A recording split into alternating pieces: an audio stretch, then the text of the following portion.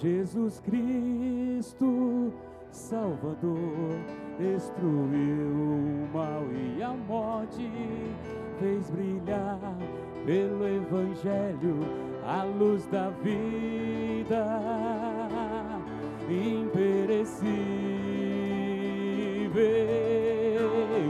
Aleluia,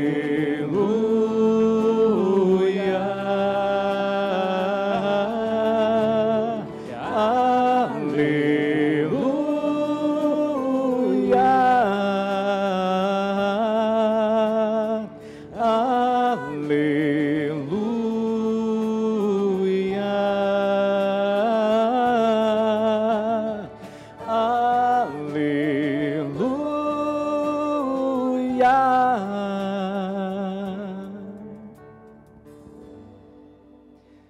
O Senhor esteja convosco.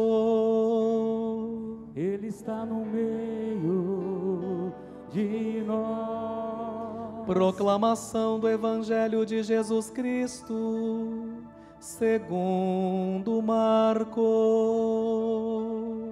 Glória a vós, Senhor.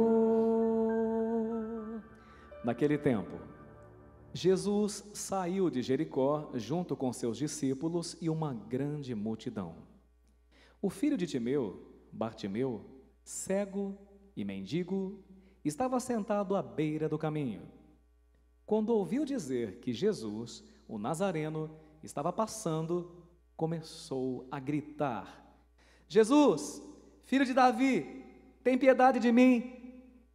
Muitos o repreendiam para que se calasse, mas ele gritava mais ainda: Filho de Davi, tem piedade de mim. Então Jesus parou e disse: Chamai-o. Eles o chamaram e disseram: Coragem, levanta-te, Jesus te chama. O cego jogou o manto, deu um pulo e foi até Jesus.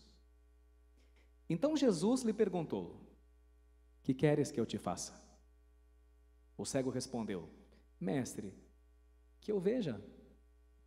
Jesus disse: Vai, a tua fé te curou.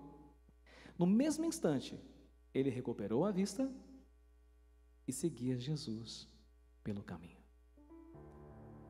Palavra da salvação.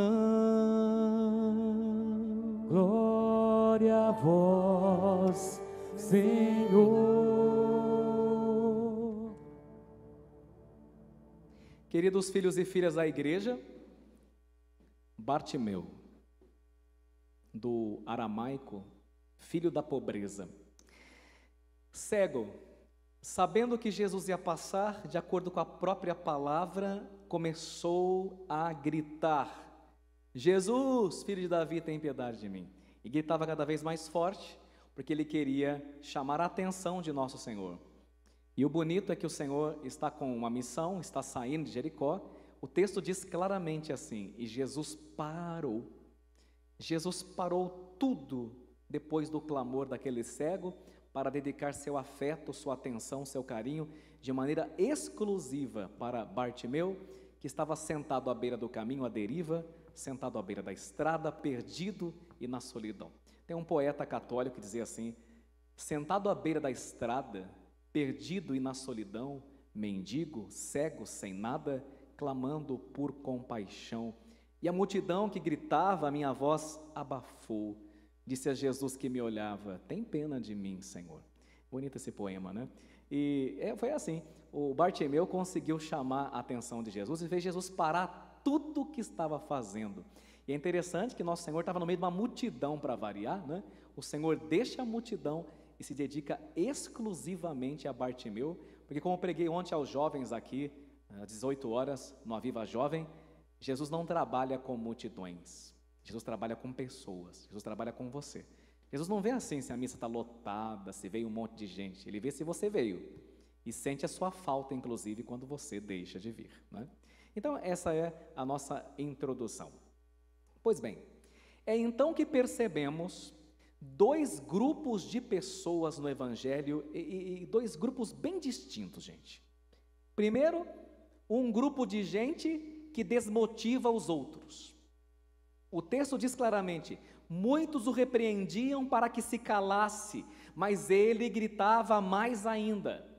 Na nossa vida, nós vamos nos deparar sempre com dois grupos de pessoas, e é preciso que estejamos atentos. Gente que torce para o jacaré. É como se a vida fosse o filme do Tarzan e a turma torce para o jacaré, não torce por Tarzan não, torce para o jacaré abocanhar. Então são aquelas pessoas que, além de não fazer nada para te ajudar, de não fazer nada para resolver seus problemas, ainda bota um balde de água fria em você. Você vai começar uma coisa, se dedica, a pessoa nem começa, que não dá certo. Todo mundo tentou abrir um e-commerce aí, por exemplo, não foi para frente, você que não vai.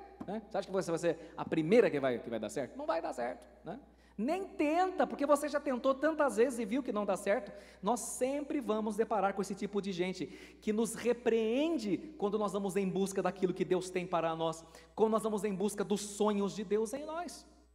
Então a gente se depara com esse tipo de gente, e a gente tem que escutar por um ouvido e soltar pelo outro, senão a gente desiste daquilo que Deus tem para nós. O mundão já percebeu isso. Tem aquela música popular brasileira que já cantava: tem gente que está do mesmo lado que você, mas deveria estar do lado de lá. Tem gente que machuca os outros, tem gente que não sabe amar. É verdade? Seja o incentivador de pessoas, porque o mundo já tem crítico, gente chata demais. Não é verdade? Então, quanto mais o Bartimeu ia em direção ao sonho da vida dele, que era enxergar, e sabia que Jesus podia fazer isso por ele, tinha gente que desanimava. Para de incomodar o mestre, rapaz, larga dessa, não vai dar certo. E outra, você acha que ele vai largar a multidão para dar bola para você, que é um mendigo sentado na beira da estrada? O Bartimeu falou: eu acho, e começou a gritar mais ainda.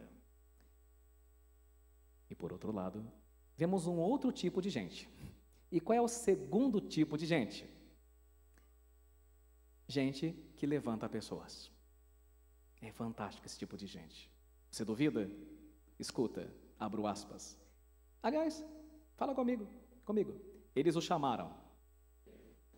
Mas está muito fraco, muito xoxo. É o tempo da chuva, né? Chuva, o povo fica tudo xoxo. De novo. Eles o chamaram. Melhorou. E disseram? Coragem. Levanta-te.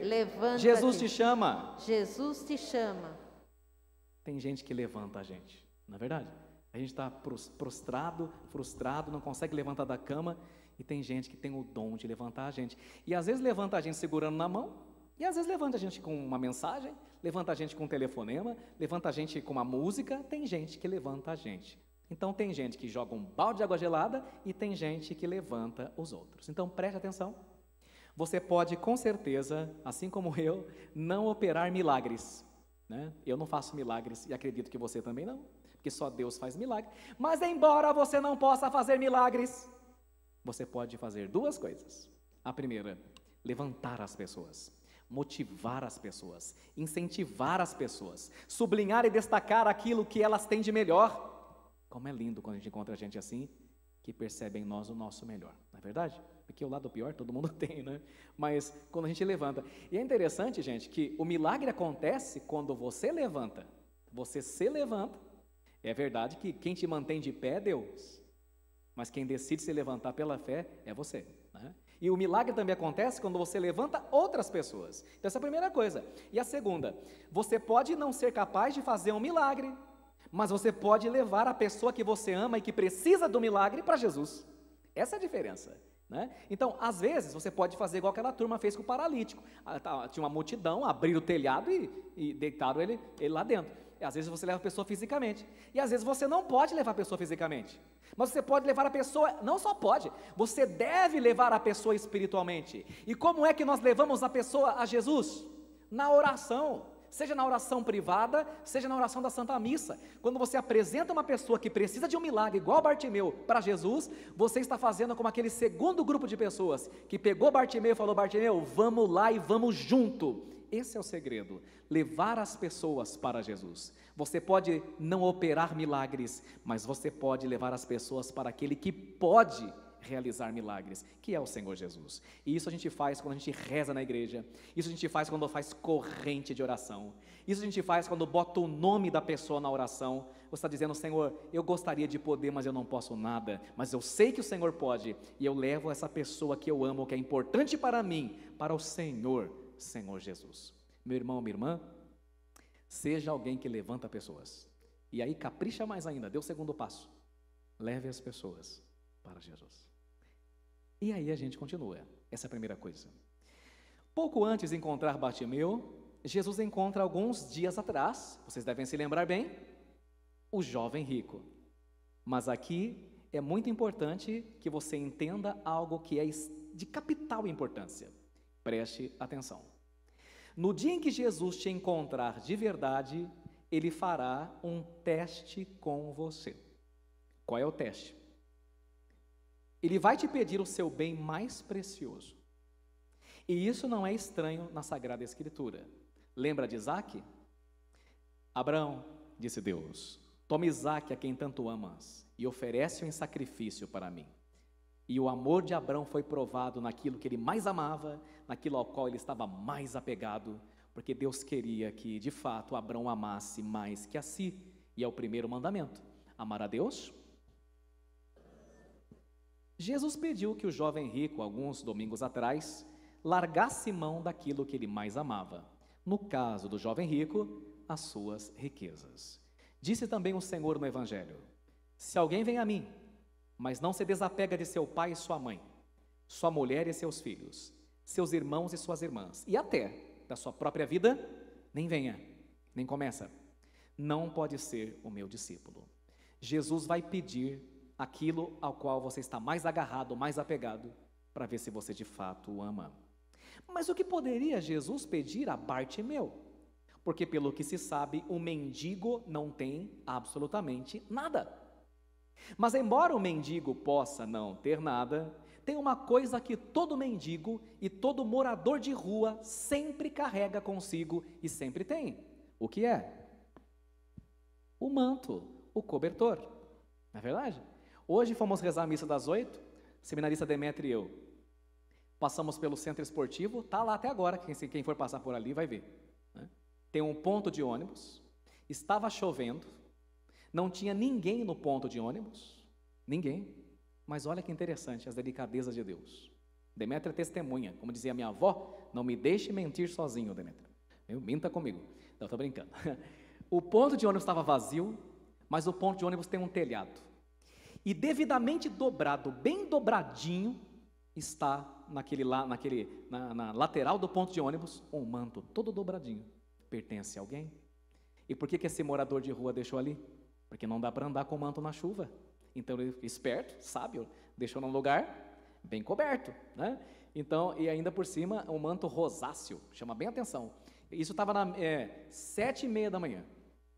Eu passei lá agora, está lá ainda, viu? E até tirar foto, porque tem a ver com o evangelho de hoje, né? Agora veja bem, não é desse manto que nós vamos falar. Então veja, o mendigo pode não ter nada, mas tem uma coisa que sempre acompanha um morador de rua. Muitas vezes, esse estava bem cuidadinho, mas muitas vezes o manto de um mendigo está fétido, sujo, porque ele também não tem máquina de lavar, né? O Papa Francisco fez uma lavanderia para os moradores de rua lá no Vaticano. Aqui ainda não se criou alguma coisa nesse sentido, é algo a se pensar. Mas geralmente está imundo, fétido.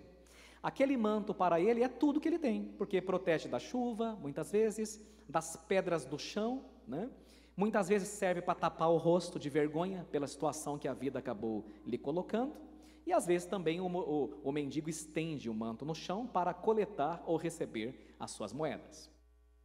Não sei se todos sabem, mas era costume do Império Romano colocar no mendigo uma capa ou um manto, tanto para identificá-lo como se fosse um gesto de caridade que o Império Romano fazia para com o mendigo, para com a pessoa em situação de rua. Após essa explicação, vamos para o âmago daquilo que Deus quer nos falar. O manto, você já percebeu, representa aqui nossas falsas seguranças. Tudo aquilo a que nós estamos apegados. Bartimeu, quando ouviu dizendo, coragem, o mestre está aí e te chama, diz o texto, jogou o manto, que era tudo que ele tinha, deu um pulo, a gente pula de alegria, e foi de encontro ao Senhor, e nem se preocupou mais se tinha manto, se não tinha, porque ele tinha descoberto a liberdade verdadeira em Cristo Jesus. O manto é tudo aquilo que você olha e você diz: sem tal coisa ou sem tal pessoa, eu não consigo viver. Toda vez que você diz: eu não vivo sem cerveja, eu não vivo sem sexo, eu não vivo sem cigarro, e veja bem, quando eu digo de cerveja e bebida, não estou dizendo que é um erro bebê-la, pelo contrário, a igreja quer que você seja uma pessoa sensata quando bebe. Estou dizendo quando você fala assim: sem tal coisa eu não vivo, sem sexo eu não vivo, sem meu cigarro eu não vivo, e aí sim, a maconha, que não é vista com bons olhos pela igreja, e nem será, né? A maconha, não vivo sem minha maconha, porque ela cria inclusive problemas nas sinapses neuronais, que está comprovado pela ciência, mas a turma insiste em achar que é só remédio, né? Não é só. Toda e qualquer droga, lícita ou ilícita, que você fala assim: eu não vivo sem isso, você já é um escravo, você já é uma escrava, porque você é dependente daquela pessoa, porque você é dependente daquela coisa. E quando se trata de vícios, são mantos fétidos, que nós insistimos em carregar conosco, dos quais nós simplesmente não abrimos mão. A primeira leitura nos disse hoje, o Senhor nos falou: eis que eu os trarei do país do norte, e os reunirei desde as extremidades da terra, entre eles há cegos e aleijados. O que significa isso? Não se trata de cegueira física, não se trata do problema de estar aleijado fisicamente, isso não tem nenhum problema, ninguém se perde por causa disso, mas veja bem, todo homem sem Cristo é cego, porque é incapaz de ver, e é aleijado, porque é incapaz de caminhar em direção àquilo que deve caminhar. Ele tem pernas, mas não sai do lugar. Ontem estava lendo um texto daquele padre Leonardo Wagner no Instagram, ele colocou uma coisa interessante. Ele colocou no Instagram um carro, ele falou assim: carro novo, revisão, tudo ok, tanque cheio, motorista tá dentro, só não sai do lugar. O carro pode estar cheio, pode ter feito revisão, pode estar tudo certinho, não sai do lugar, enquanto você não decide dar o primeiro passo.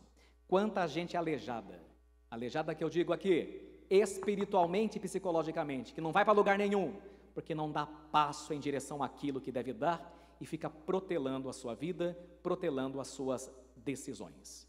Ao longo da nossa vida, nós vamos nos apoiando, meus irmãos e minhas irmãs, em mantos fétidos, dos quais nós precisamos jogar fora, lançar mão, para sermos verdadeiramente de Jesus. Vamos, infelizmente, nos apoiando em muletas, enquanto Cristo quer que a gente caminhe livremente. E é por isso que eu não poderia terminar a homilia sem vos contar esta ilustração, e peço a atenção de todos. Conta-se que há muitos anos atrás havia um rei muito orgulhoso, prepotente e vaidoso. Mas num fatídico dia, o rei foi caçar e acabou caindo de seu cavalo. Com a queda, quebrou as 2 pernas, e por mais que tentasse a cura com os mais renomados médicos, não houve muito o que fazer. Estaria ele condenado para sempre a andar de muletas o resto da sua vida. Louco que era, publicou um decreto ordenando que a partir de então todos daquele reino, independentemente da idade e ainda que não tivessem problema algum nas pernas, deveriam todos, sem exceção, andar de muletas. A notícia causou grande indignação, de modo que alguns tentaram justamente se rebelar. Mas todos que se rebelavam, recusando-se a andar de muletas, eram presos e posteriormente sentenciados à morte. Todos acabaram se rendendo àquela ordem insana. Quando as crianças nasciam, já vinham seus pais com as muletas infantis e recebiam-nas desde novinhas, desde a mais tenra idade. Fizeram muletas do Mickey, do Bob Esponja, da Apple, de tudo quando era tipo de marca, cores e estilos. Os mais ricos tinham muletas de grife, muletas Louis Vuitton, muletas Prada, muletas Victor Hugo. O tempo passou e ninguém mais se lembrava de que era possível andar por si mesmo sem muletas. Isso era algo simplesmente impensável. Os mais velhos ainda se lembravam do tempo em que as pessoas andavam livremente sem as muletas, mas eram chamados pelos mais jovens de loucos ou caducos. e naturalmente eles foram também morrendo aos poucos. Até que, como todos morrem, Sua Majestade insana também morreu. Mas, conforme disse, ninguém mais se lembrava de que era possível caminhar sem as muletas. Um dia, um jovem, entretanto, foi flagrado tentando ficar de pé sobre suas próprias pernas e foi chamado por todos de louco. Toda vez que tentava, caía, pois nunca havia ficado sobre as próprias pernas, mas não desistiu. Até que num dia, foi visto correndo em alta velocidade pelas ruas do reino, para a surpresa de todos. Alguns acharam que ele tinha poderes super especiais, outros que era um louco varrido, e para outros ainda que era simplesmente um anormal, porque onde já se viu alguém andar sem muletas? Nunca se viu. O desfecho dessa história, meu irmão, minha irmã, eu deixo por tua conta. Mas o fato é que todos nós fomos criados livres e felizes. Mas o demônio, desde Gênesis, desde Adão e Eva, nossos primeiros pais, nos convenceu de que Deus não é suficiente,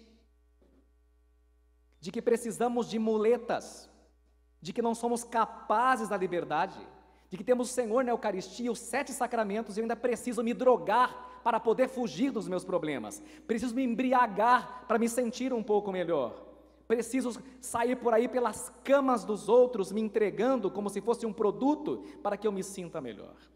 Tanto que até hoje, sabe, quem tenta ser livre e feliz sem se drogar, sem bebedeira, sem orgias, simplesmente servindo a Jesus e amando sua família e seus amigos, hoje é taxado de louco, maluco. Como é que você anda sem muleta, rapaz?